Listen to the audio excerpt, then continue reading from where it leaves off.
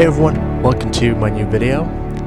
After my short stay in Finland back in January, I went to the Lofoten Islands, Norway to do a more dedicated photography trip with my friend Javi and Elizabeth. That day was the longest I've ever done shooting landscape photos. So without further ado, I hope you enjoy the video.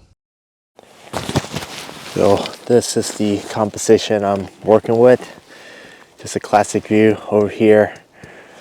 We got all these cabins, they're going in a little line like this, like a curvy line like that, leading towards the triangular shape fjord in the back. So that's the idea of composition I'm working with. There's some little patterns in the water. I'm doing long exposure, but I think I might even just leave them as it is because it's kind of nice, you know, give another part of the element in the photo.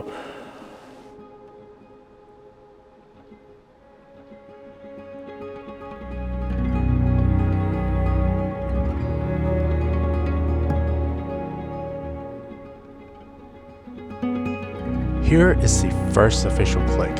Now, all the sessions from today are from the three southern islands of Lofoten, Hamnøy, Rhine, and Sakrisøy. All three iconic locations. And this is from a famous viewing of the village Rhine. I specifically came early before sunrise not only because I wanted to avoid the crowd, but to capture the scene during blue hour. I was enjoying the lights illuminating the village. The shot wasn't too technical, a simple long exposure of 5 seconds did the trick. Focal length was about 35mm. The only downside about this viewing was that it was freezing cold and windy. Because there wasn't anything else I could think of to shoot with my camera, I took out my drone and attempted some aerial photography.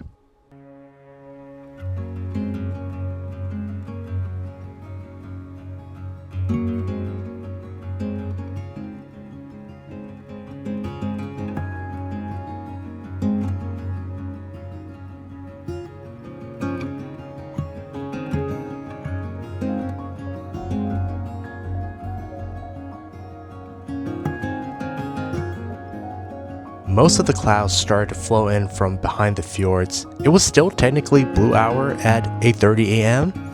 Light on the east side of the horizon was starting to shine. I was playing around with the drone panorama function to capture this whole area. It was a 180-degree panorama. The aerial view definitely gave a huge difference in perspective.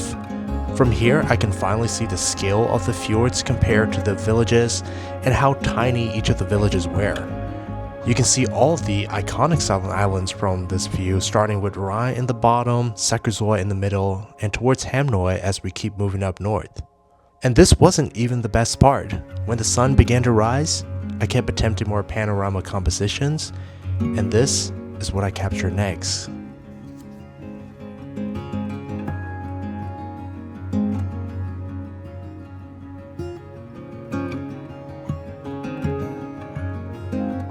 This was my favorite shot of the morning. I did have to fly quite far out to the ocean to fit the whole region inside the 180-degree panorama. I even attempted 360-degree, but it was just weirdly distorted and looked unnatural during stitching. I just love how surreal the landscape looks. It was almost out of a fantasy, like you're viewing a true winter kingdom in the Arctic Circle. The sharp triangle fjord in the center and the sunrise light brushing over the landscape was a humbling sight to witness. If I haven't mentioned already, our day was just barely in the beginning, and at that moment, it was off to a fantastic start. Now, which of these sunrise panoramas are your favorites? Let me know in the comments below.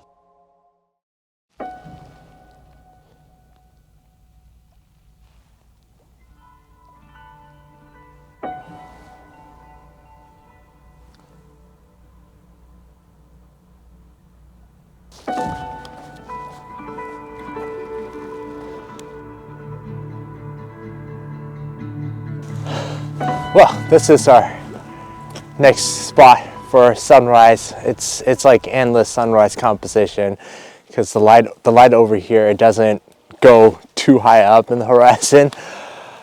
Yeah, so we're in Hamnøy. This is one of my favorite places on the planet. There are plenty of composition with the classic cabin and everything, but today I'm focusing more on the landscape part of this area. Right, so earlier we did Rhine, just a classic view with the villages, but now there's this beautiful triangular peak right there and this amazing fjord right behind me.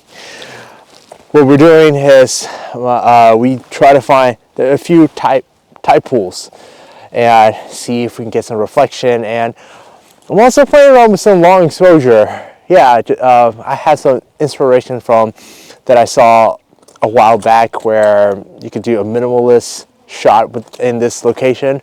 So I'm trying to test this out. I have a couple more days for this area too. So today, just like test run. Says someone's droning. I've already done my drone this morning, but I think even after this, we're gonna drone another spot. I only got one battery left, so I'm trying to be more conscious about it. But yeah, it's been a spectacular morning. I'm going to continue with my session. We look around for tide pools in the area to use them as foreground reflection. Unfortunately, this was the only decent one I was able to find. As the clouds were shifting, we kept seeing the light hit the peak from time to time. The time I was at the spot, it was almost around noon. I even still haven't had a proper meal because the light was just stunning. With the soft light and the dramatic effect from the shifting clouds, I was in photographer's paradise. Normally, life would be harsh close to the afternoon, but in the Arctic Circle with the sun being low on the horizon, we were getting sunrise-sunset light all day long. Because there were lots of shifting clouds and lack of foreground elements, I took the time to play around with long exposure photography. And here's what I got.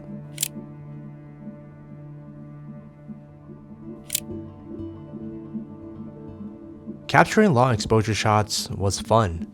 When there are fast moving clouds in the sky, especially if they are moving towards me, long exposure is one of the techniques I love to use to create the natural motion blur effect. It is a similar effect to when you shoot seascape or waterfalls with moving water, or just anything in motion using a slightly longer shutter speed. It is more of a creative way to capture, and in this case, I was also trying to remove any of the distraction of the composition with the motion blur while my subject remains sharp and still. To achieve this during the day, I was using a 3-stop filter and a 6-stop filter in front of my lens to compensate with the daylight exposure.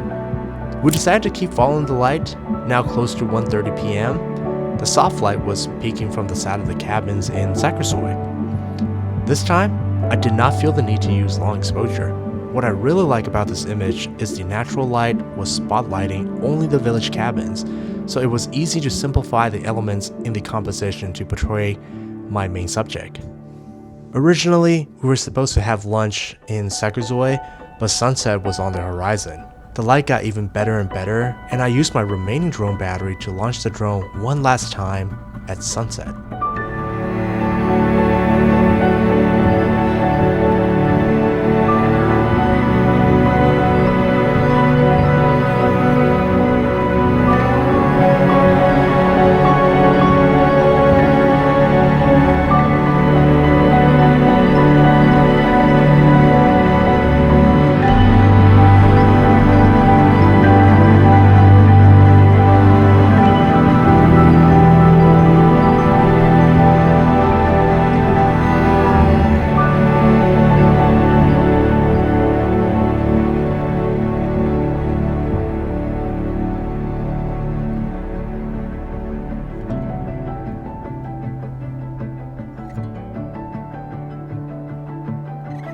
This was shot near where the first panorama I took earlier.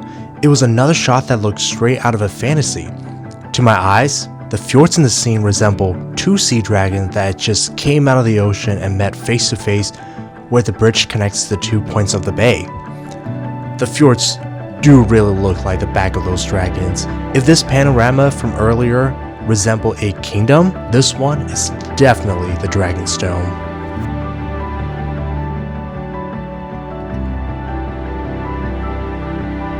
That particular day was a photographer's paradise. I mean, being in the Arctic Circle already is a photographer's paradise because The sun barely moved above the horizon, which was giving us soft light the entire day. What made this special was the conditions kind of aligned with the clouds moving in from north, and it just worked out, and the whole day we had beautiful conditions from sunrise to sunset. When we started our session, it was about 8 a.m. and we ended around 2:30, the longest I have done a non-stop landscape photography. Actually, it got even longer because later that night we ended up chasing the auroras, but that story will have to be for another video. Well, I hope you enjoyed this travel story from Lofoten. If you enjoyed this video, please like and subscribe, and I'll see you next time.